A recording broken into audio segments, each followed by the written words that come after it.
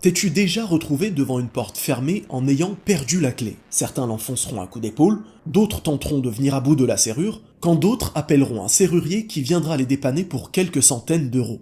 Mais laissez-moi vous parler d'une porte dont la serrure ne pourra être ouverte ni par un serrurier, ni par enfoncement, et ni par un quelconque outil. Seule une clé pourra ouvrir cette porte. Cette clé porte un nom et elle s'appelle La ilaha illallah. Et vous l'avez compris, je parle bien entendu de la clé des portes du paradis. Comme toutes les clés, cette clé comporte des dents qui correspondent à une serrure. Lorsque la clé est entrée dans la serrure, toutes les dents doivent parfaitement remplir leurs conditions pour que la clé tourne et permette l'ouverture de la porte. Si une seule de ces dents ne remplit pas son rôle, alors la porte ne s'ouvrira pas. La clé du paradis, elle aussi, comporte des dents. Elles sont appelées les 7 conditions de la ilaha illallah. Si une seule de ces conditions est absente, alors la clé ne pourra pas ouvrir cette porte. Rendez-vous compte, de nombreux croyants prononcent l'attestation de foi, la ilaha illallah, sans même savoir ce que cela implique. Vous verrez, la plupart d'entre vous se rendront compte qu'ils connaissent ces 7 conditions de façon inconsciente, mais qu'ils ne les ont simplement jamais apprises. C'est donc parti pour les 7 conditions de la ilaha illallah. Première condition, la science,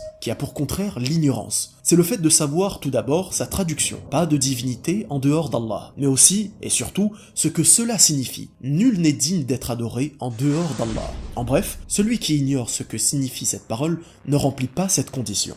Deuxième condition, la certitude, qui a pour contraire le doute. C'est le fait de croire sincèrement en cette parole et tout ce qu'elle implique. En bref, celui qui croit que d'autres divinités existent et sont dignes d'adoration en dehors d'Allah ne remplit pas cette condition.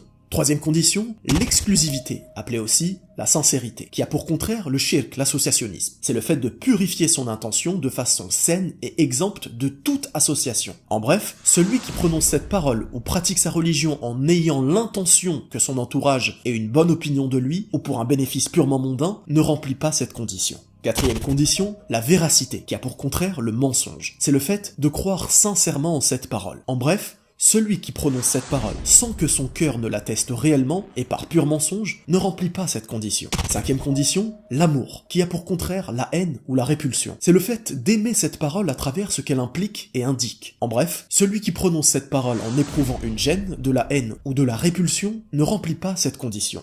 Sixième condition, la soumission, qui a pour contraire le délaissement. C'est le fait de se soumettre pleinement en circonstance de cette parole, en obéissant aux ordres d'Allah et en l'unifiant. En bref, celui qui délaisse les actes obligatoires ordonnés par son créateur ne remplit pas cette condition. Septième condition, l'acceptation, qui a pour contraire le rejet. C'est le fait d'adhérer et d'accepter avec le cœur et la langue ce qu'implique cette attestation. En bref, celui qui s'enorgueille en refusant d'accepter cette parole ne remplit pas cette condition, même s'il y croit. Les dents de cette clé unique sont donc la science, la certitude, la sincérité, la véracité, l'amour, la soumission et l'acceptation. Je t'encourage avec sincérité, et je m'encourage aussi moi-même, de tout mettre en œuvre pour ne jamais perdre cette clé. Même si ce n'est qu'une image, je t'encourage donc à faire un maximum de doubles de cette clé. Non pas des doubles que tu garderas, mais des doubles que tu donneras à ton entourage. Parle-leur simplement de ce que tu maîtrises à ce sujet, car c'est un droit qu'ils ont sur toi. Plus encore, c'est le droit d'Allah subhanahu wa ta'ala sur nous tous. J'espère sincèrement que cette clé nous sera à tous bénéfique. Barakallahu fikum,